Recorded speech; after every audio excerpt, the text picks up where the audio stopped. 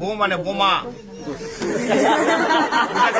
বিবাহ, বি শব্দের অর্থ হচ্ছে বিশেষভাবে, আর বাহ শব্দের অর্থ হচ্ছে ভার বহন করা।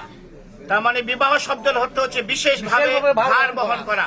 এ ভার শরীরের ভার নয়, এ ভার সংসারের ভার, এ ভার ধর্মের ভার। আজ থেকে সে তোমার সহধর্মিনী। সহধর্মিনী কাহাকে বলে?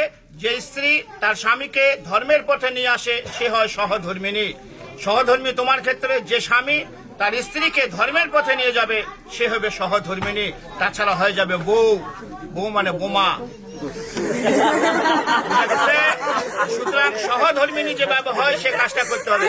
আজকে আমরা এখানে আত্মীয় স্বজন বন্ধু বান্ধব সকলকে নিয়ে উপস্থিত হয়েছি এই শুভ বিবাহ করার জন্য। বিবাহের মাধ্যমে পুরুষ লাভ করে পিতৃত্ব, নারী লাভ করে মাতৃত্ব।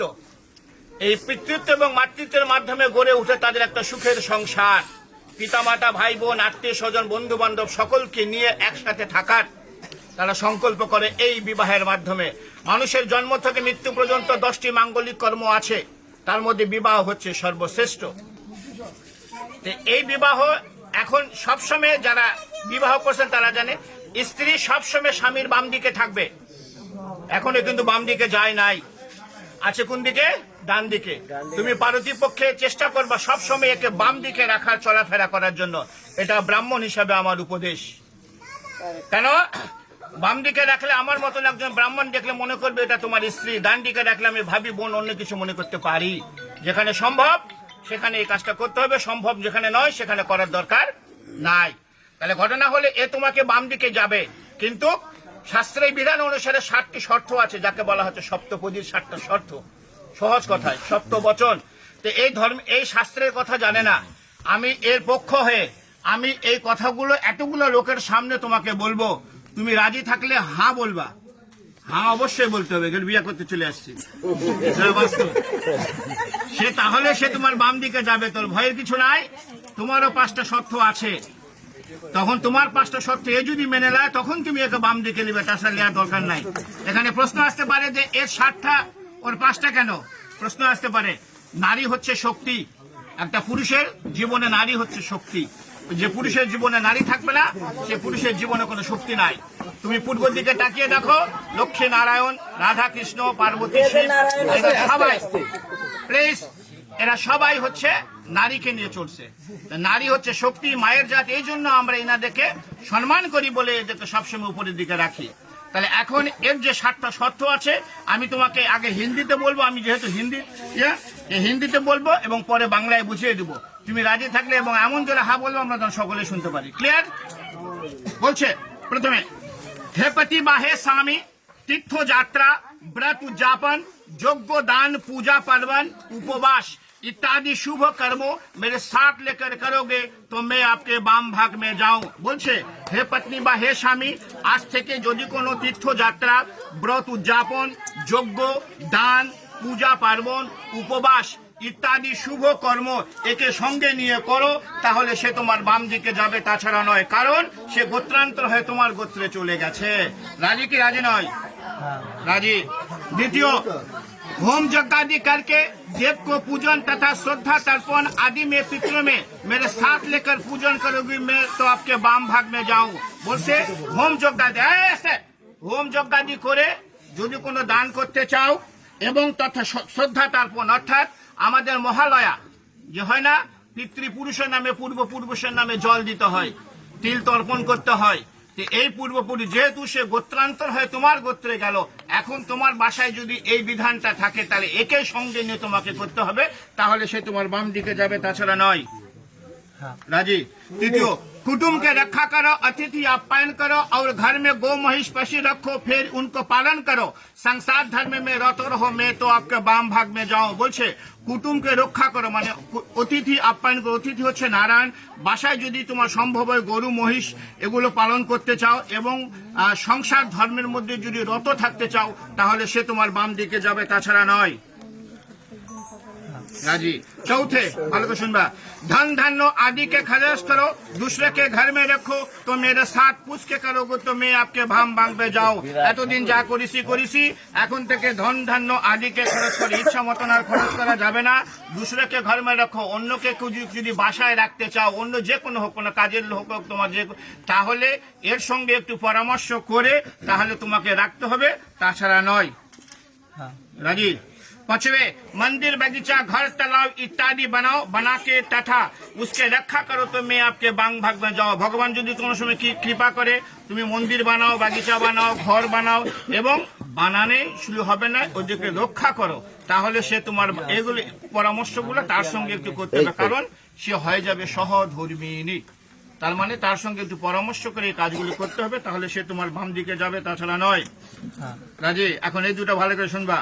परदेश में यह अपना देश में व्यवसाय वाणिज्य चाकरी कृषि काज करके कमा कर लाओ और मेरे संपूर्ण भरण पोषण करो, मेरे बाबा माँ भाई बहन आत्मीय सज्जन के सम्मान करो तो मैं आपके बाम भाग में जाऊं।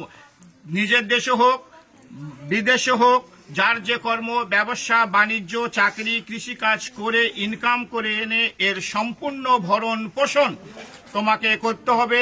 এর বাবা মা ভাই বোন আত্মীয় স্বজন যেগুলো আছে তাদেরকে সম্মান করতে হবে, তাহলে সে তোমার বাম দিকে যাবে, তাছাড়া নয়। রাজি।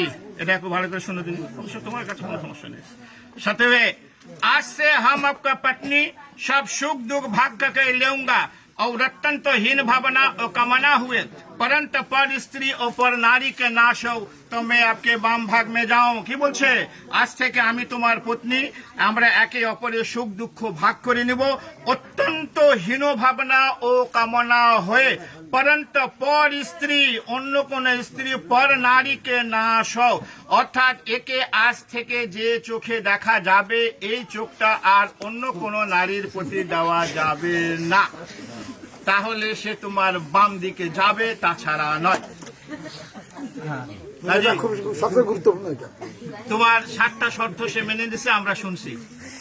এখন তোমাদের 5টা শর্ত আছে, তোমাকে বলবে, তুমি যদি মেনে নাও তাহলে সে তোমাকে বাম দিকে নিবে, তাছাড়া কিন্তু গুটে টালমা চলে যাবে। ভালো করে শুনবা। बर बोलছে, हे पत्नी मेरे चित्त के अनुकूल तुम्हारा चित्त रहेगी और सदा सदैव मेरे आज्ञा पालन करेगी तो तुम्हारा कहा हुआ वचन में मान लूंगा। बोलছে, हे पत्नी मेरे चित्त के अनुकूल, चित्त শব্দের অর্থ হচ্ছে মন, ওর মনের অনুকূলে তোমার মন সদা সর্বদা থাকতে হবে এবং তার আজ্ঞা পালন করতে হবে, তাহলে সে তোমাকে বাম দিকে নিবে, তাছাড়া নয়। রাজি। बर बोलते, सदा सदैव तुम प्रतिव्रत धर्म में प्राण रहोगी और प्रति सेवा करोगी तो तुम्हारा कहा हुआ वचन मान लूंगा। সে বলছে তুমি সদা সदैव প্রতিব্রত যে ধর্মটা আছে সেই ধর্মটা তোমাকে পালন করতে হবে, আর প্রতি যে সেবাটা আছে সেই সেবাটাও তোমাকে করতে হবে, তাহলে সে তোমাকে বাম দিকে নিবে, তাছাড়া নয়। আচ্ছা, এখন ভালো করে শুনবা এই কথাটা কিন্তু। বুঝছো? बर बोलते हैं, बोलছে, आज से तुम्हारा सास सिंहार जब मैं घर रहूंगी तब तुम पूरा तरह से करोगी, अन्यथा नहीं, इसलिए तुम्हारा सब सास सिंगार मेरे लिए है। बर বলছে, স্বামী যখন, প্রত্যেক নারীরই কর্তব্য, যারা আছেন বিবাহ করছেন তারা জেনে নেন, প্রত্যেক নারীরই কর্তব্য, স্বামী যখন বাসায় থাকবে তখন নারীদেরকে উচিত অত্যন্ত সেজে গুজে থাকার। স্বামী বাসায় নাই, সাজার কোনো দরকার নাই, কারণ এই সাজ দেখার অধিকার সম্পূর্ণ হচ্ছে স্বামীর। ওই একটা শর্ত দিয়ে আসছে, ওই যে পরান্ত পর স্ত্রী না কর, এই যদি সেজে গুজে অন্য জায়গায় থাকে অন্যজনের চোখ পড়বে। এই জন্য স্বামী যখন বাসায় থাকবে প্রত্যেক নারীদের সেজে গুজে থাকতে হবে, স্বামীর চোখ যায় অন্য কোনো নারীর প্রতি না যায়। স্বামী যদি বাসায় থাকে সাজবে, স্বামী বাসায় না সাজা দরকার নাই। স্বামী যদি তোমাকে সঙ্গে করে কোথাও নিয়ে যায়, তুমি যত পরিমাণ সেজে গুজে যাবা তাহলে সে তোমাকে বাম দিকে নেবে, তাছাড়া নয়। রাজি। আজকালকার যুগে স্বামী যখন বাসায় থাকে মেয়েরা কি করে? ম্যাক্সি পরে থাকে।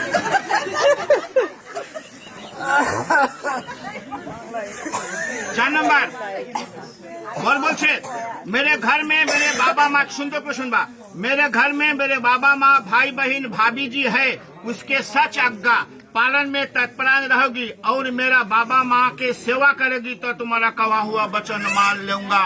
বলিছে তুমি এই পরিবারে 20 বছর 22 বছর 24 বছরের পিতামাতা ইনারা, আমি ইনাদেরকে ভুলতে বলিনি। এই পিতামাতাকে যেভাবে ভালোবাসছো এর চেয়ে দ্বিগুণ ভালোবাসা দিয়ে ওর যে পিতা মাতা ভাই বোন ভাবি আছে ওদেরকে ভালোবাসতে হবে, ওদের সচাজ্ঞা অর্থাৎ সত্য উপদেশ পালন করতে হবে এবং মেরা বাবা মা ওর যে বাবা মা আছে তাদেরকে সেবা করতে হবে, তাহলে সে তোমাকে বাম দিকে নিবে, তাছাড়া নয়।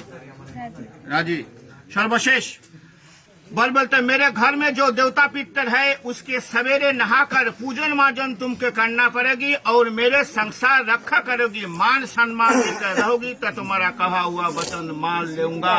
বলছে আমার বাসায় যে মন্দির আছে, প্রত্যেকটা সনাতন ধর্মের বাসায় একটা ছোট্ট গৃহ মন্দির আছে, এই মন্দিরে সকালে উঠে স্নান করে পূজন মাজন অর্থাৎ পূজা পার্বণ তোমাকে করতে হবে, ওর সংসার রক্ষা করতে হবে। তুমি শর্ত দিয়ে আসছো ধন ধান্য আদিকে খরচ করো, ওই খরচ করবে না, এখন তোমাকে টাকা এনে দিবে, তুমি ইচ্ছা মতন খরচ করবা, তা কিন্তু কার হবে না।